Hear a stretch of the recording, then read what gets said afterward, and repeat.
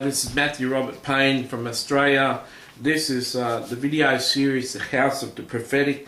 This is video number 3, and this is called God's Timing is Perfect.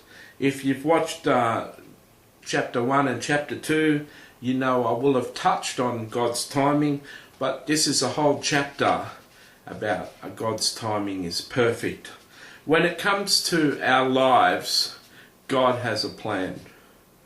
Now, an amazing thing that God created was free will. He first created free will in his angels.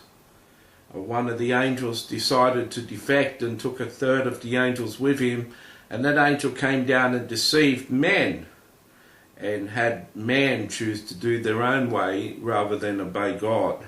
Since then, every man has had a choice to do good or evil, to do God's way, to do what's most loving to God and what's most loving to their fellow man, or to do whatever they choose. Now, in our society, there are laws, and there's punishable laws, and if you're caught doing a bad thing and convicted of it, you may serve a sentence in jail or have to pay a fine. But essentially, most people can be pretty bad without going to jail.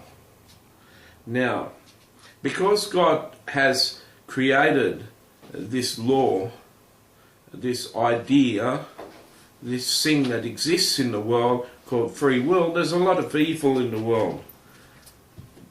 God knows that because of free choice, He can't force you to do what He wants you to do.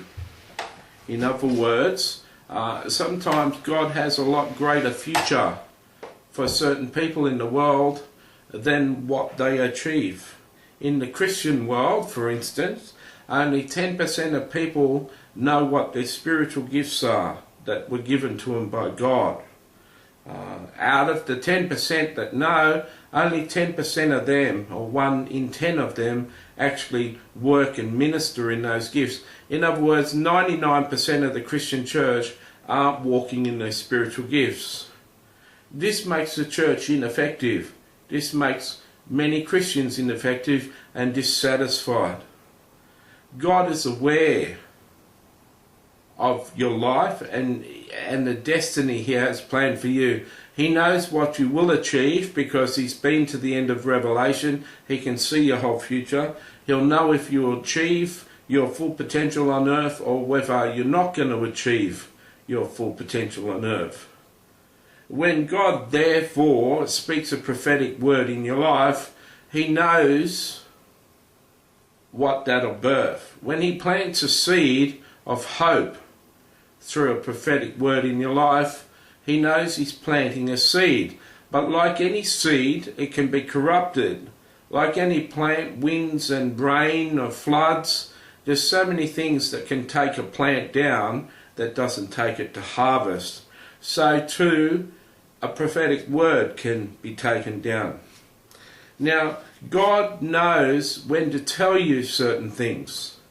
If, for instance, God was going to tell me that I was going to travel all around the world and shake nations, if He told me that 20 years ago, it would have made my head cave in. If I had have known that at one time 15,000 people a month were going to read articles of mine, I probably would have had my head cave in too. But I watched it grow from 1,000 people a month to 2,000 people a month to 3,000 to 5,000 to 10,000 up to 15,000. Now I can handle it.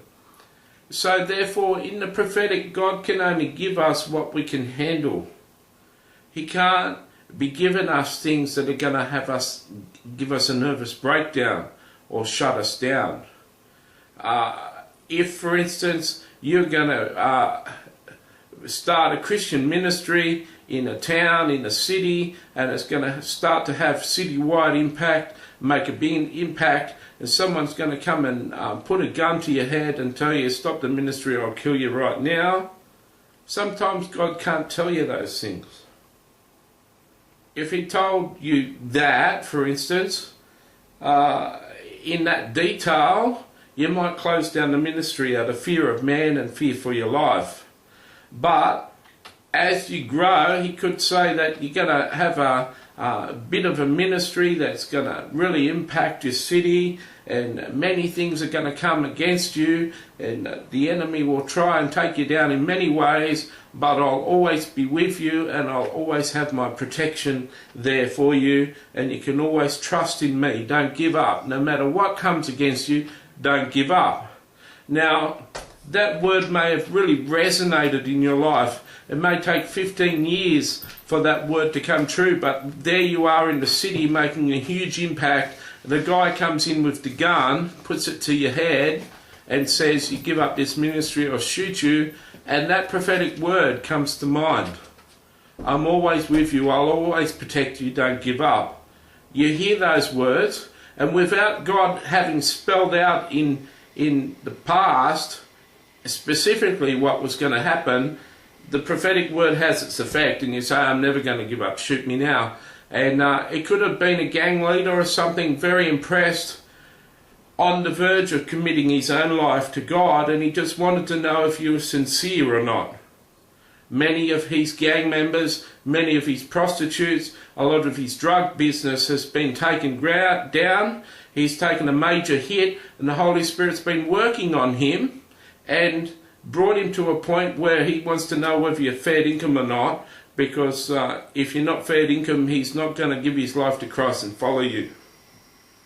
So you can understand God couldn't tell you that's going to happen in direct words. The same as he can't tell you that, for instance, he couldn't tell me years ago that at one stage 15,000 people a month were going to be reading my articles. It would have just been too much for my brain. So my point is, don't be upset if you get a prophetic word and it doesn't tell you everything. Don't get upset if it's not very extensive of what you're going to achieve in your life. Believe me, just a couple of lines in a prophecy can be very hard to fulfill in your life. It can take a lot of effort, a lot of obedience, a lot of humility, a lot of serving God, and a lot of patience to work out just a couple of lines in a prophecy. An extensive prophecy is so much harder to achieve in your life. So be aware that, number one, the prophet who prophesied over you only sees in part, and so he can't tell you your whole life. He can only tell you what the Holy Spirit tells him. And number two, God is very aware of your life. He's got your life planned out, and he knows what you can handle and when you can handle hearing it. God's timing is always perfect. His prophetic words are perfect, and his timing is perfect.